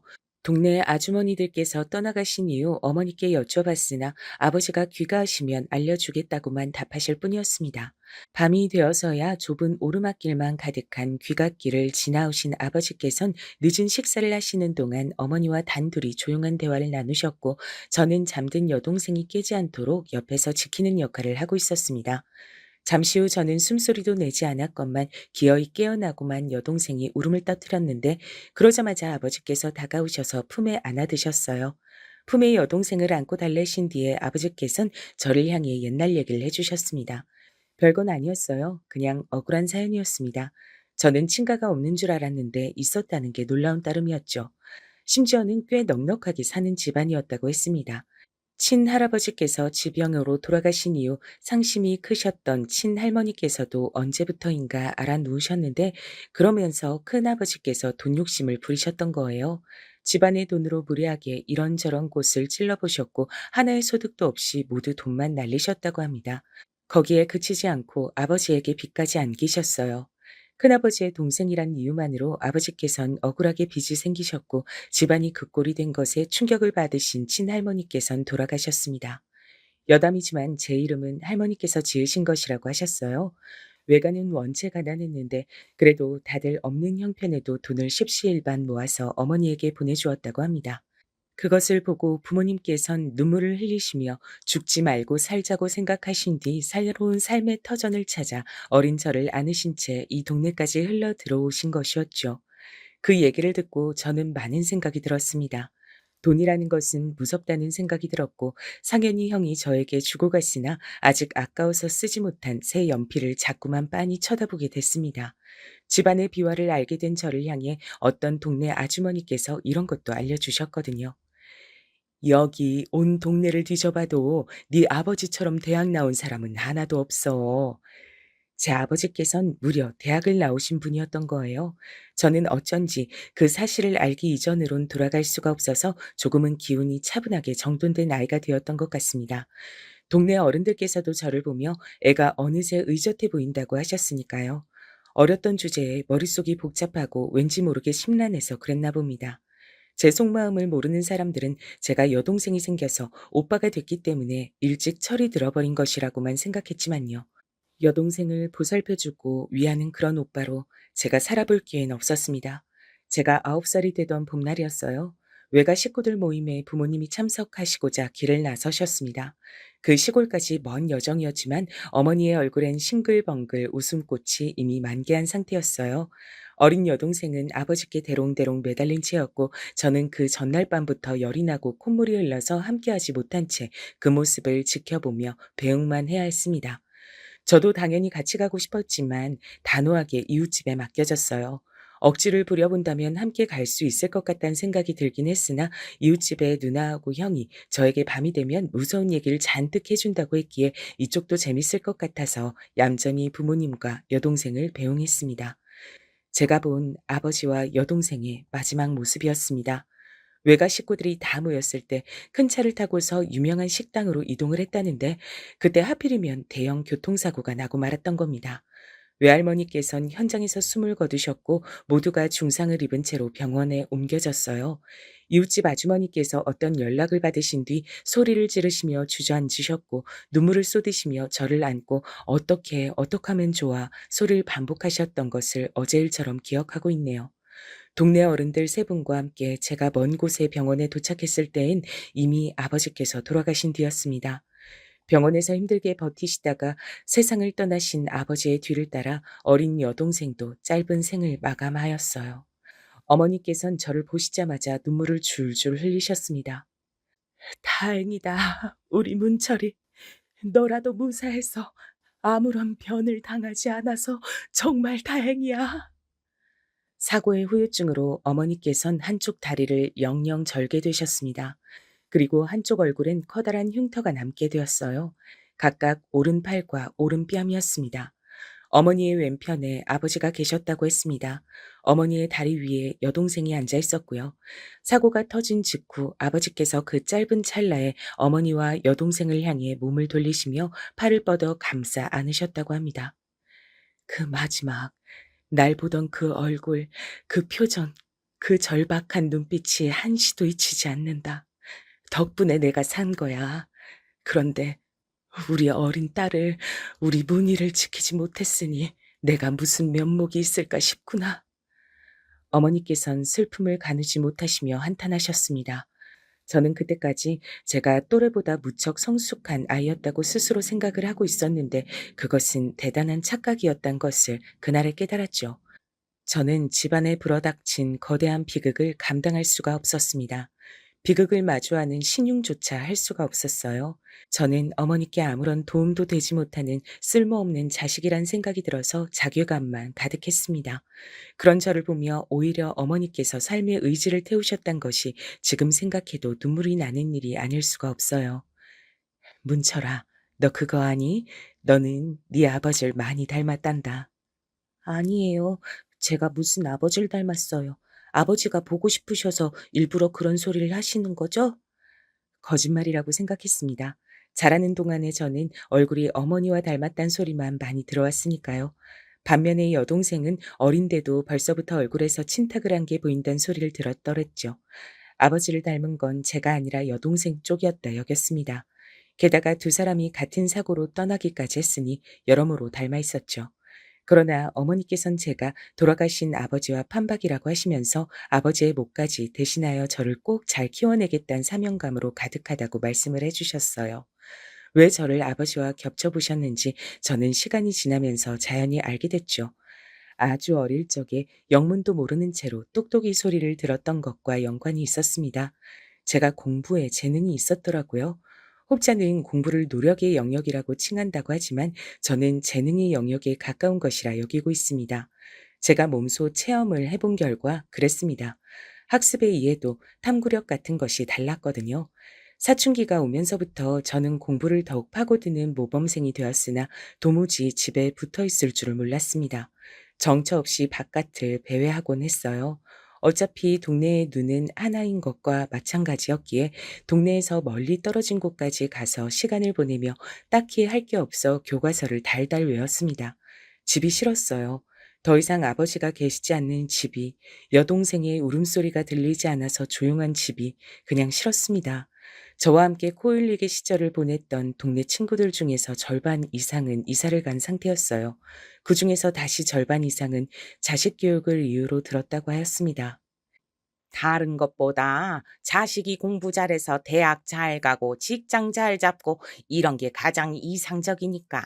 다들 욕심 부려서 달라진 인생 꿈꾸며 무리를 해가면서까지 이 동네 떠난 것이겠지. 왜 안 그러겠어? 그런 걸 보면 세상 참 불공평하지 않아? 문철인 학원 하나 안 다닌다는데 맨날 학교 전체에서 1등, 2등 다툰대잖아. 그러다가 고등학교 올라가서도 그만큼 공부 잘하면 그땐 정말 끝나는 거지. 대학도 골라가겠어. 남들은 좋은 동네 이사 가고 학원이다 과외다 뭐다 하면서 자식한테 공부시키는데 문철인 그런 거 없이도 잘 해내니 불공평한 세상 맞지?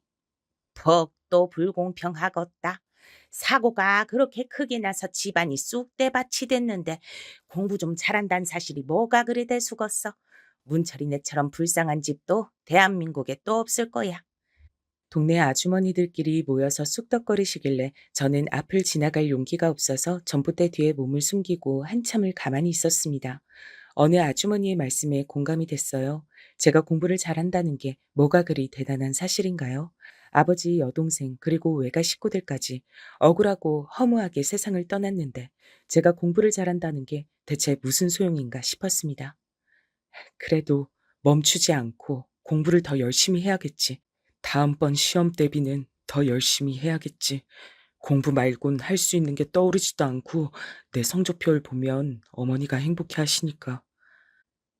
저는 어머니와 있는 것이 불편하고 어색한 불효자식이었습니다. 어머니와 대화를 길게 하는 것 자체가 불편했고 하기 싫었어요. 어머니의 얼굴에 진 흉터를 볼 때마다 숨이 막히는 기분이 들었고 절뚝거리며 걸어다니시는 모습을 볼 때마다 차라리 눈을 감고만 싶었습니다. 어머니의 존재가 실은 철부지 사춘기 소년이었으나 동시에 유일한 제 가족인 어머니를 사랑하고 있었고 필요로 하고 있었습니다. 그 심정을 표현할 유일한 길이 제 성적표였던 거예요. 어머니를 웃게 하는 것이었고 대학까지 나오신 아버지를 떠오르게 만드는 것이었고 저희 모자의 밝은 미래를 기대하게 하는 것, 그것이 바로 제 성적표였습니다. 그러니까 저는 결코 성적표에 어설픈 숫자를 남길 수가 없었습니다. 제가 공부에 재능이 있다고 여기게 된 것은 고등학교에 올라간 이후부터였죠. 야, 이문철, 네 엄마 빨간 마스크 괴물이라면서? 당시에 유행처럼 돌던 빨간 마스크 귀담을 얼굴에 흉터를 지니신 제 어머니의 모습에 빗댄 아주 저급한 녀석이 반에 있었습니다. 그 녀석은 소위 있는 집안의 자식이었어요. 외투도 가방도 신발도 심지어는 학용품까지 모든 브랜드였으며 고급이었습니다. 가난한 동네에서 얼굴에 흉터를 달고 다리를 절고 다니는 모친과 단둘이 사는 저 같은 게 본인과 같은 고등학교에 진학을 했다는 것을 용납하지 못하는 녀석이기도 했습니다. 제 욕을 뒤에서 많이 했던 것을 저는 입학 직후부터 알고 있었으나 상대하지 않았어요. 그러나 제 앞에서 어머니의 욕을 하는 것만큼은 참을 수가 없었습니다. 나한테 질까봐 벌써부터 겁이 무척 나나 보다. 그래서 벌써 이렇게 난리를 치는구나. 되게 안쓰럽고 불쌍하네. 뭐? 불쌍? 이게 미쳤나? 누가 누구더러 불쌍하대. 불우이웃 주제에 내가 너한테 왜 져? 뭘 져? 시험. 나한테 성적 무참하게 처발릴까 봐. 그게 무섭고 겁나서 이러는 거잖아. 저는 일부러 그런 식으로 그 녀석을 도발했어요. 그러자 그 녀석이 눈을 부라리며 절대 아니라고 단언했습니다. 자기가 저 같은 가난뱅이에게 질 일은 죽었다 깨어나도 없을 거라고 했었죠. 그러면서 제가 주먹으로 꽉 쥐고 있었던 연필을 보며 그게 바로 제 수준이라고 했습니다. 유치한 문양마저 반쯤 벗겨진 그 연필은 바로 제가 어릴 적에 이웃 상현이 형한테서 공부를 해보라는 덕담 아닌 덕담과 함께 받았던 것이었습니다. 가만히 모셔만 놨다가 고등학교에 진학한 뒤에 쓰기 시작했었죠. 저는 그 연필 끝으로 그 녀석을 가리키며 어디 한번 제대로 붙어보자고 선언했고 전교에 그 이야기가 퍼져나갔습니다. 선생님들 또한 다 알고 계셨고요. 배경이라고 할 게 없는 저와 있는 집 자식이었던 그 녀석의 위치는 아주 판이하게 달랐습니다. 선생님들께선 그 녀석에게 친절하셨죠. 내 편은 하나도 없고 그 녀석이 뭐든지 유리하다. 도대체 내가 홧김에 무슨 짓을 저지른 걸까 싶은데 정말 이상한 건 질 것 같은 기분이 안 들어. 선생님들마저도 절 인정하시지 않을 수가 없었어요. 왜냐면 전 그 이후에 시작된 시험에서 전교 3등을 했기 때문입니다. 그 녀석은 아마 전교 20등 언저리였던 것으로 기억을 합니다. 학교가 들썩였어요. 속으로 제 편을 들고 있었던 친구들은 선생님들께서 그 녀석을 더 좋아하시니까 조작이 있었을 수도 있다고 하면서 실제 격차는 더 크게 제가 이겼을 게 뻔하다는 얘기까지 하고 다녔습니다. 제가 이겼지만 그 녀석은 저에게 저질렀던 무례를 사과하지 않았습니다. 그리고 저는 그걸 따지지 않았고요. 오히려 그렇게 함으로써 제가 완승을 하게 되었다는 걸 스스로 알고 있었습니다. 제가 공부에 재능이 있다는 것을 확실하게 깨달았고 대범하게 승부수를 띄우는 기질이 있다는 것도 알게 된 계기였습니다. 어쩌면 내가 정말로 훌륭한 사람이란 게 될지도 모를 일이야. 그런 생각을 하고 난 이후로 저는 집에 가는 길에 일부러 아파트 쪽을 쳐다봤습니다. 우뚝 선 아파트들은 깊어진 밤중에도 집집마다 불이 켜진 채 그것으로 야경이란 걸 만들어내고 있었습니다. 멋지더군요. 그런 걸 눈에 담은 채로 집으로 향하는 좁은 오르막길을 걸으면 여러 가지 생각이 들었습니다. 어릴 땐 미처 고려하지 못했던 돌아가신 아버지께서 고단한 몸을 이끌고 이 길을 항상 밤마다 오르실 때 어떤 생각이 들었을지, 그게 짐작이 가면서 마음이 아팠던 것 같아요. 인생이 생각한 대로 흘러가지 않아 괴롭다고 여기셨을 듯 싶습니다. 그러면서도 아내와 자식들 생각에 무거운 다리를 기꺼이 움직일 수 있다고 그렇게 여기셨을 뿐이셨어요. 아버지처럼 저도 대학을 나와서 좋은 직장에 들어가서 어머니께 효도해야겠다는 굳은 결심을 저는 다행히도 지킬 수 있었습니다. 우리나라에서 내노라 하는 명문대학교에 당당하게 합격했고 저는 어머니와 얼싸안고 울었습니다. 그간 수고 많았다. 고생 많았다 우리 아들. 문철아 정말 잘했다. 어머니가 고생하셨죠. 저는 공부밖에 한 게 없어요. 제가 공부 외에 걱정 없이 학교를 다닐 수 있었던 건 어머니가 묵묵하게 뒤에 계셔 주셨기 때문이란 걸 제가 알아요. 그동안 표현하지 못해서 죄송해요. 제가 못난 자식이었어요. 부끄럽고 민망하다고, 그리고 아버지와 여동생의 일이 생각나서 괴롭다고 그런 핑계를 대며 어머니와 일부러 서먹하게 지냈던 제가 진심을 내어 보였습니다. 죄송하다고 몇 번이나 사과를 드렸죠. 그러자 어머니께선 제 대학 합격증보다 저의 이런 진심 가득한 고백이 1000배, 만배로 더 기쁘다고 말씀해 주셔서 저는 목 놓아 울고 말았습니다. 회한이 넘치는 지난 날들을 뒤로한 채 앞만 보고 살겠다는 의지를 다진 저는 명문대를 졸업하고 나서 대기업에 입사했습니다. 현재는 취업 시장이 꽁꽁 얼어붙었다고 하지만 당시에도 엄연히 대기업은 대기업이었기에 엄청난 경쟁률을 뚫은 쾌거였어요. 그렇게 살다 보니 어느새 제가 아파트에서 도시 전경을 바라보고 있더군요. 아름답기도 하고 쓸쓸하기도 한 그런 모습이었습니다. 어머니께선 아파트 생활이 처음엔 어색하고 묘하다고 생각했는데 금세 적응이 됐다고 하셨죠. 인간이란 게 이런 거구나 싶어. 우리가 오래 지냈던 그 옛날 동네도 맨 처음엔 막막한 기분만이 드는 곳이었거든. 하지만 불과 얼마 지나지 않아서 다닥다닥 붙은 집들도 좁은 길도 오르막도 다 적응이 되더라. 무섭게 적응하면서 사는 동물인가 봐. 어머니의 말씀엔 집안에 닥쳤던 크나큰 비극이 있었지만 그래도 어쨌든 하루하루를 살아온 저희 모자의 지난 발자취를 겨냥하는 날카로움이 담겨 있었습니다. 저는 대기업에 입사하기 전부터 만났던 여자친구가 있었어요. 어쩌면 결혼도 잠시 생각했던 그런 사이였던 듯 싶습니다. 마음씨 착하고 수더분한 여자친구였는데 집안의 가장이었죠. 딸린 동생만 셋, 사고 후유증으로 몸이 불편하신 양친까지. 그렇기에 저와 어딘가 통하는 구석이 있었나 봅니다. 3년 가까이 만났는데 제가 대기업에 들어간 이후로 유독 몇 번 감정적으로 싸웠고 어머니께선 저에게 헤어지라고 권하셨습니다. 어떻게 헤어지겠냐며 제가 망설이자 그때 어머니께서 해주신 말씀이 기가 막혔습니다. 얄팍한 동정으로 붙잡고 버티지 마라 문철아. 너는 그 아가씨의 처지, 인생을 동정하며 네가 낫다고 스스로 그렇게 여기는 거 아니니? 그건 사랑이 아니야. 사랑이라 하더라도 병이 든 사랑이야. 그런 건 끝내야 돼. 지금까지도 그 가르침이 잊혀지지가 않네요. 반박이 안 됐어요. 제가 그런 심정을 밝히며 이별을 구하자 여자친구도 반박할 거리를 찾지 못한 얼굴로 수긍을 했던 모습이 기억에 선연합니다. 연애는 웬만하면 하지 말자고 다짐을 했었어요. 어머니를 모시고 사는 것만으로 좋겠습니다. 어머니께선 아무래도 큰 사고를 당하신 분이었기에 몸이 약하셨어요. 충분히 쉬셔야 했을 분이었으나 저 때문에 식당 일을 10년 넘게 하셨습니다. 사람들이 당신을 보면 불편하게 느낀다면서 식당의 가장 안쪽에서 힘들게 일을 하셨었죠. 그러느라 건강을 못 챙기셨어요.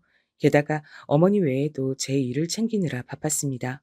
제가 일 욕심이 있더라고요. 거기에 파묻혀 살았어요. 당시에 부서 전체에 여자 상사는 딱 한 분 계셨는데요. 어느 날 그분의 대학 후배가 회사 근처에 왔던 겁니다. 그런데 마침 외근을 나갔던 길인 저와 딱 마주쳤어요. 그러자 상사께서 저를 아는 체 해주시곤 자신의 후배와 잠시 인사를 시켜주셨습니다. 이런저런 짧은 대화를 나눈 뒤에 저는 제 갈 길을 갔었죠. 그런데 의외의 일이 벌어졌어요. 그 후배라는 사람이 저를 소개받고 싶다면서 간청을 했다는 겁니다. 저는 상사 되시는 분의 뜻을 단칼에 자르기가 어려워서 만나나 보게 됐죠. 저보다 한 살 연하에 꽤 유복한 집안에서 자랐으며 게다가 막내딸이었어요. 부담스러워서 전 고민을 하다가 저의 가정사를 공개해버렸습니다. 그럼에도 절 포기를 안 하더라고요. 그 모습에 제가 흔들렸고 결정적으로 어머니께 상냥하게 구는 모습을 보고서 완전히 넘어가게 됐던 것이죠. 그렇게 제가 아내와 이어지게 됐던 겁니다. 장모님께선 저를 반기지 않으셨지만 의외로 장인어른께서 곧장 저를 허락하셨습니다. 제가 자라온 환경, 그리고 제가 이뤄낸 성과, 이 두 가지를 종합해서 봤을 때 높은 점수를 줄 수밖에 없다고 발언하시며 당장 결혼하라고 하셨습니다. 정말 얼떨결에 결혼까지 간 거였어요. 이래서 결혼할 인연은 따로 있다고 사람들이 그런 소리를 떠드는구나 싶더라고요. 우리 아들이 이렇게 장성해서 결혼까지 하다니 이젠 내가 여한이 없다. 어머니의 말씀에 저는 불길해졌습니다. 그런 모습이 마치 떠나실 준비를 하시는 것만 같아서 당신의 건강 상태가 삶을 오래 허락하지 않고 있음을 본능적으로 아신 것만 같아서 심장이 떨렸던 것 같아요. 결혼한 이후 제가 어머니 때문에 불안해하고 있을 때 아내는 힘든 길을 걷고 있었습니다. 반년 만에 임신을 했는데 아들이었어요. 기쁨은 오래가지 않았고 유산을 겪었습니다. 이듬해 또다시 아들을 임신했는데 이번에도 유산이 됐습니다. 두 번째로 유산했을 땐 장모님께서 들어누우셨을 정도예요. 장인어른께선 아내를 향해 불같이 화를 내셨습니다. 집에만 있을 것이지. 그러기에 왜 돌아다녔어? 일전에 유산을 겪고도 너는 학습이 안 되냐? 네가 이렇게 머리가 나쁘니까 내가 머리 똑똑한 놈을 붙여준 것이었는데도 별 소용이 없었구나. 장인어른, 그러지 마십시오. 이 사람이 가장 힘들고 가장 아픕니다. 그렇게 나무라지 않으셔도 이미 괴로운 사람이에요.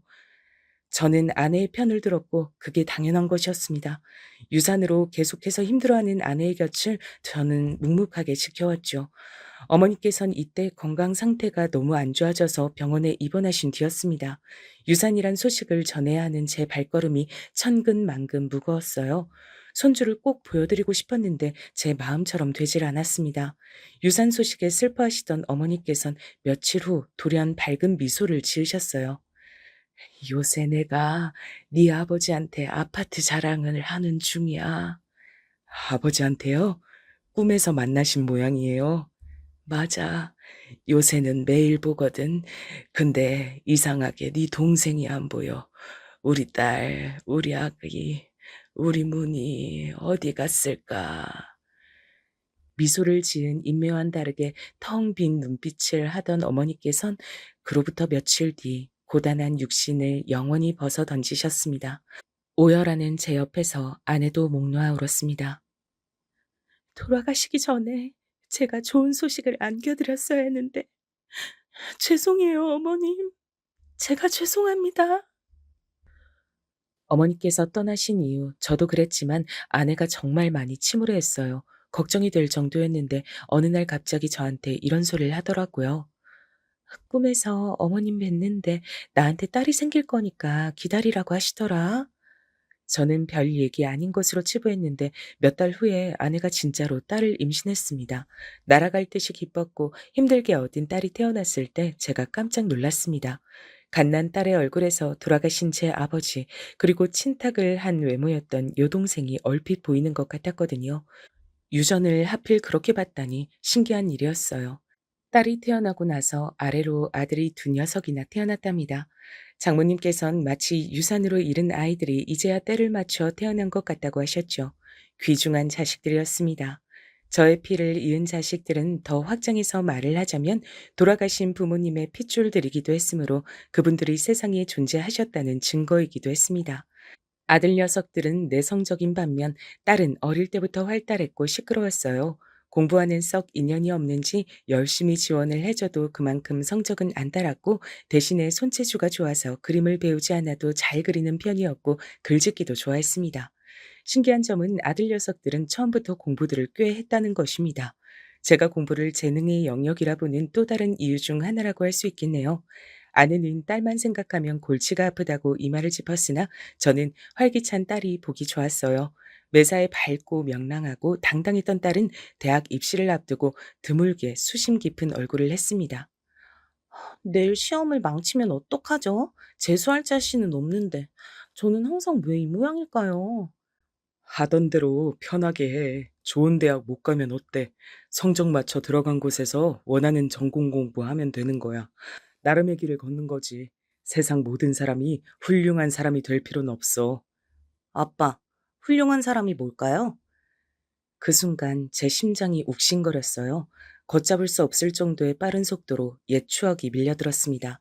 저는 붉어진 눈시울을 들키고 싶지 않아서 괜히 창밖을 봤죠. 주상복합의 고층 아파트 아래로 도심의 야경이 물결치고 있었습니다. 훌륭한 사람이란 꼭 이런 집에 살지 않아도 인생의 가치와 행복을 놓지 않고 살아가는 사람이란다. 저도 모르게 그런 대답을 내놓았고 딸은 씩 웃더니 용기를 얻었다고 했었죠. 오히려 평소보다 살짝 더 결과가 좋게 나와서 딸은 제법 괜찮은 대학을 나올 수 있었답니다. 저는 대기업 임원까지 갔어요. 겸손하게 굴고 싶어서 그러는 것이 아니라 정말 진심으로 운이 좋았다고 생각합니다. 똑같이 노력을 해도 어떤 사람 앞에서는 진흙길이 기다리고 있는 반면 고속도로가 놓아지는 경우도 있는 법이더군요. 제가 남들보다 뛰어났다기보단 시기적절하게 모든 것이 따라주었던 덕택이 컸다고 봅니다. 그리고 오르막이 있으면 내리막도 있는 법이었어요. 저는 적나라하게 나가라는 압박을 받기 시작했습니다. 더 이상 제가 할 업무는 없었습니다. 저에게 일이 주어지지 않았고 쓸모를 다했으니 이제 필요 없다는 통보를 받은 셈인 것에 씁쓸했죠. 저의 가진 열정을 쏟았건만 이제는 월급만 많이 받아가는 인력은 골치 아프다는 압박 속에 자괴감을 느끼고 있었습니다. 저는 아내에게 솔직한 심정을 털어놨어요. 나는 아직 일을 하며 살고 싶어. 한가로이 여유나 즐기며 취미 생활로 일상을 점철하는 거, 그거 아직 이르다고 생각해. 뒷짐을 진 채 물러나서 자식들 인생 지켜보기만 하는 거 아직 안 하고 싶은 것 같아. 아무 일이라도 찾아서 해볼 생각이야.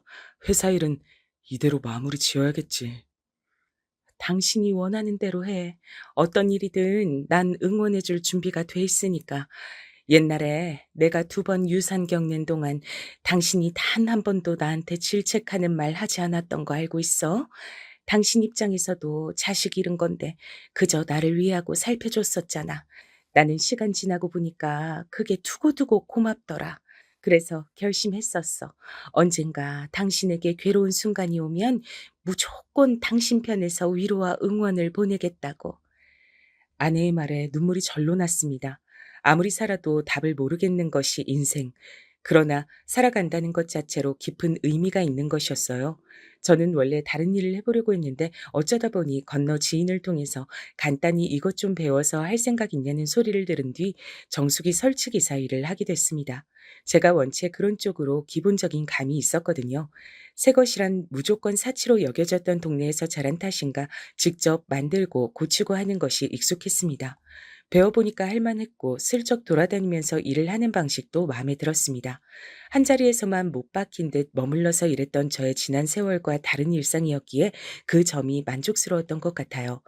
제가 새로운 일상을 찾아서 적응하고 있을 때 딸이 결혼하고 싶다는 뜻을 밝혀왔습니다. 그동안 치사하게 여자들끼리 통한다는 것인지 아내하고만 연애 상담을 해왔던 딸이었어요.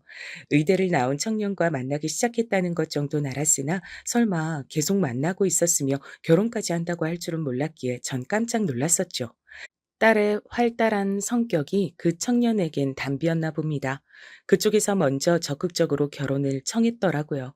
아들 녀석들도 저마다 연애를 하고 있었기에 자식을 결혼시키는 것은 근시일 내에 벌어지고야 말 일이었으므로 저는 편한 마음으로 상견례 자리에 앉았던 것 같아요. 하나뿐인 우리 아들놈이 기어이 의사가 되는 것을 볼 수 있어서 제가 얼마나 기쁜지 모릅니다. 대체 어느 집안의 아가씨여야 우리 아들놈 짝으로 성에 찰까 싶었는데 이렇듯 마음에 꼭 드는 집안과 연을 맺게 되다니 제가 아주 감격스럽네요. 바깥 사돈 되실 분께선 호탕하게 구시면서도 저희 집안을 향한 호감을 강하게 드러내고 계셨죠. 제가 대기업에 오래 종사하며 임원직에 있다 물러난 것을 특히나 좋게 보고 계신 듯 싶었습니다.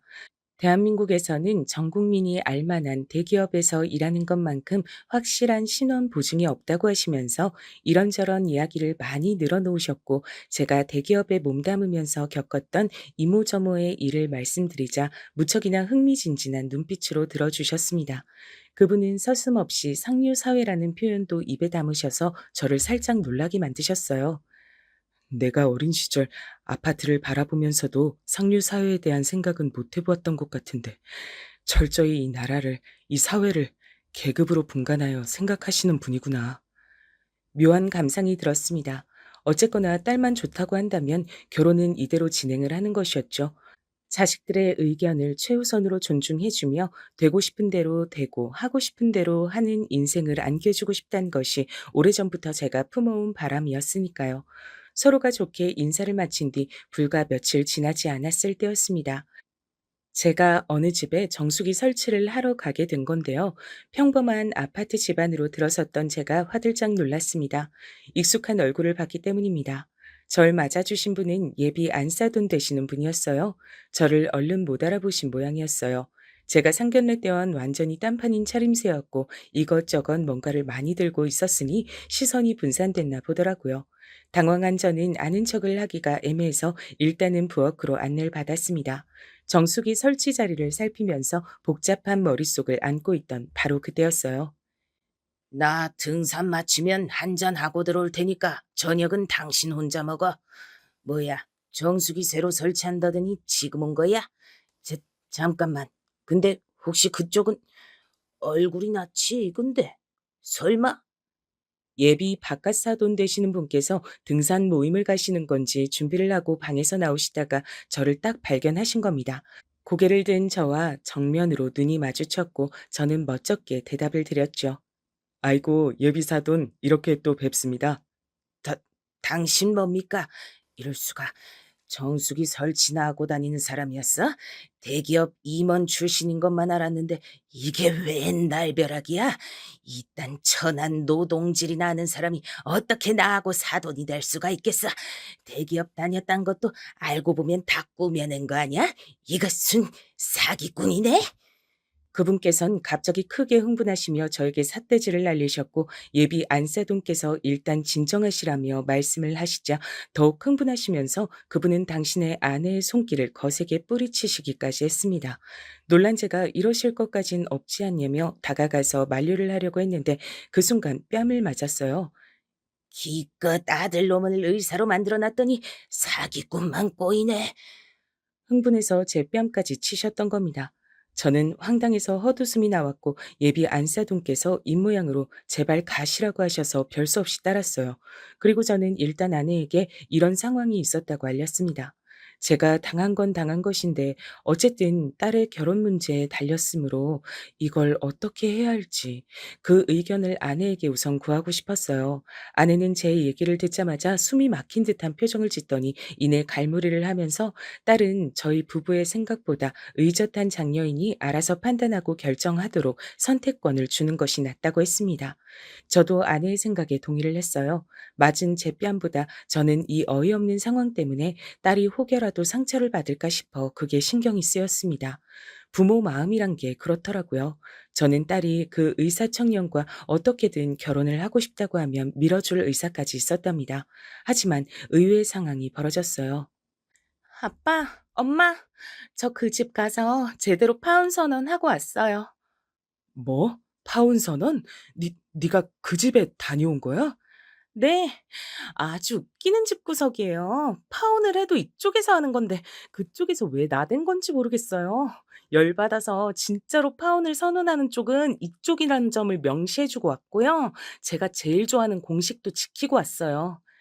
대관절 그게 뭔가 싶었고 왠지 불안한 기분이 들었는데 답을 알고 있는지 옆에서 아내가 경악한 얼굴을 했습니다. 딸은 절 향해 싱긋 웃으면서 말했어요. 은혜는 2배로 갚고 원수는 10배로 갚는다는 공식이요. 저도 곧 아내를 따라서 경악한 표정을 짓고 말았습니다. 세상에나 딸은 제가 겪은 일을 듣고서 퇴근하자마자 예비 사위였던 청년이 있는 병원으로 가서 파혼 선언을 했다고 합니다. 파혼 이유도 곁들였고요. 병원 동료들이 모두 보는 앞에서 파혼을 당한 청년은 넋이 빠져서 바닥에 주저앉았다고 하더군요. 그 뒤로 딸은 그 집에 찾아가서 이제 막 귀가를 하신 참이었던 예비 바깥 사돈 되실 분이었던 양반의 귀싸대기를 있는 힘껏 때렸다고 합니다. 으악, 나 죽네. 여보, 구급차 불러. 빨리 신고해. 젊은 여자한테 뺨 한 대 맞은 걸로 뭘 그렇게 엄살이세요? 어우, 술 냄새. 그러니까 천지분간이 안 되시는 거겠죠. 이런 수준 낮은 인간을 하마터면 시아버지라고 부를 뻔했다니. 어쩌다가 부동산 하나 잘 터져서 팔자 펴고 살았던 졸부주제에 아들 하나 온 사력을 다해 투자해서 의사 만든 것 가지고 기고만장해서 아들 결혼까지 계산기 두들겼던 그 천박함.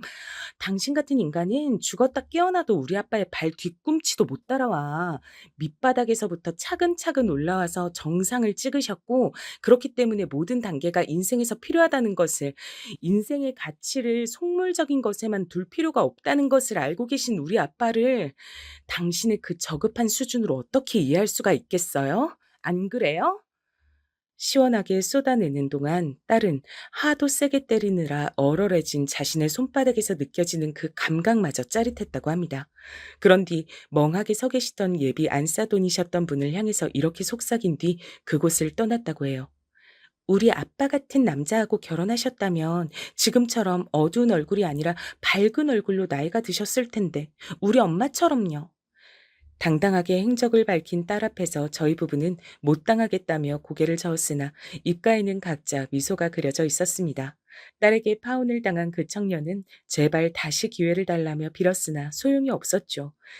그래서인지 어째서인지 몇 달 후에 들려온 소식은 그 집 내외께서 이혼을 하셨고 그 청년이 모친하고만 산다는 것이었습니다. 다혈질을 제대로 발휘하시며 제 뺨을 치기까지 하셨던 그분은 처자식을 모두 잃으신 셈이었죠. 자랑스러운 효녀.